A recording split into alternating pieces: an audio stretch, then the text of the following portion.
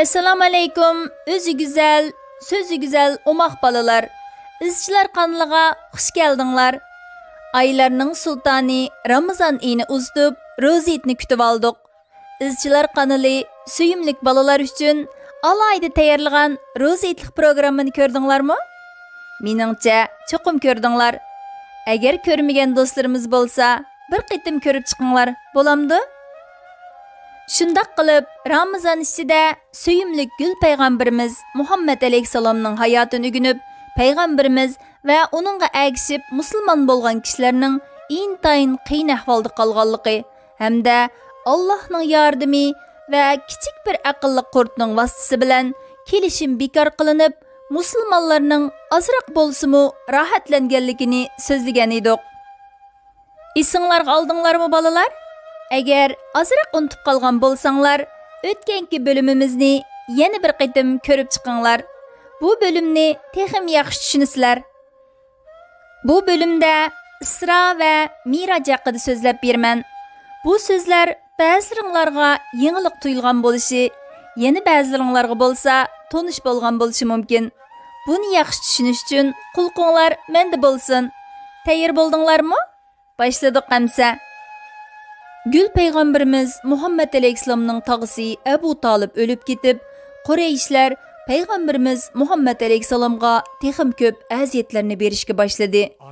Bu aziyetler barğansır küçeygen vaqtida, yani peygamberlikning 10. yılı söyümlük peygamberimiz Muhammed aleyhisselam Mekke'ye yakın yerge joylashgan Taif'ga bardı. Əfsus, söyümlük peygamberimiz bu yerdimi Taif müşrikler tarafından ağır aziyet ve xorluq uçurdu.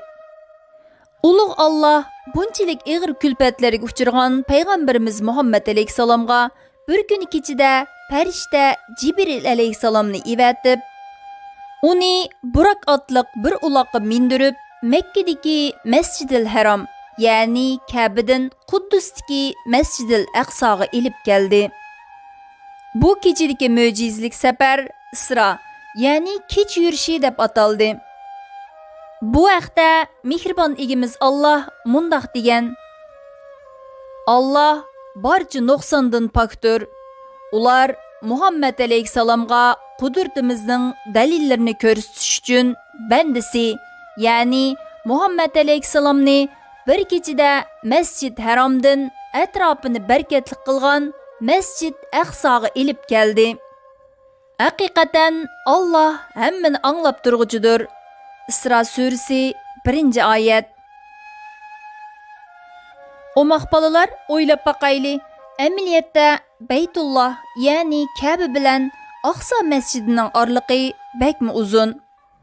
O zamanlarda 20 günlük yol bulup, bunçilik közünü yumup açıqçı bolgan qısqa vaqtda peygamberimizning bu musafini besip yeni Kabe'ge qaytib kelişi Allah ata qılgan bir möcizeydi.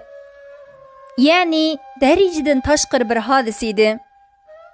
Endi sizlerge yeni bir möcize Mirajni sözlep berey.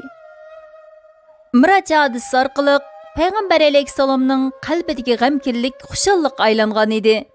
Keyin Peygamberimiz Muhammed aleyhisselam Cibril aleyhisselam bilan billa 7 qat asmanga kötürüldü. Her kat asmanda bir peygamber bar idi. Ularga salam berdi ve söhbetleşti. Ahırda en üstünki kat asmanda Allah'a yıkıllaştı. Bu adetten taşqır hadise Miraç, yani asmanga çıkış dep ataldı. Miraç keçisi 5 vaqt namaz farz qılındı. Söyümlük peygamberimiz üçün bu nahayeti isil hediye bolgan idi.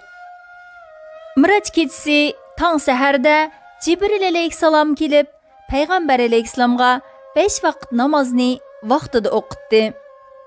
Hadis şerifte peygamberimiz mundaq deb bayan qilgan: Cibril aleyhisselam Kabe'nin eshik oldida mağa 2 gün imam bolup namaz o'qitdi. İkimiz taң yorganda bamdat namazini, quyosh to'pilikdan qayrilganda peshin namazini, her narsaning sayisi o'zichilik bo'lganda asr namazini, kun o'ltirganda, yani quyoshning usti tarafi yo'qolganda sham namazini, kechida xubdan namozini qildik, dedi. Aqlliq, omaq balalar, bütün dünyada milyonlarca insanlar oqıvatqan 5 vaqt namoz va uning vaqti belgilendi. Namozning qandaq buyurilganligini bilib oldinglarmi? Nayt yaxshi. Hammanglar qaltis balalar. Peygamberimizning hayoti so'zlangan bu qismning oxiriga keldik. Nayt güzel, ahamiyatli bir bölüm idi. Shundaqmi? Ammo sizlarga so'zlab bermoqchi bo'lgan voqealar tiq tugimidi. Peygamberimizning hayotining keyingi bölümida ko'rishgacha sizlarni Allohga topshirdim. Xushvaqt bo'linglar. Gül Ahmedim, canda canan Muhammedim, kurban bulsun canım tenim, yollarınga Gül Ahmedim, Gül Ahmedim, Gül Ahmedim, canda canan Muhammedim, kurban bulsun canım.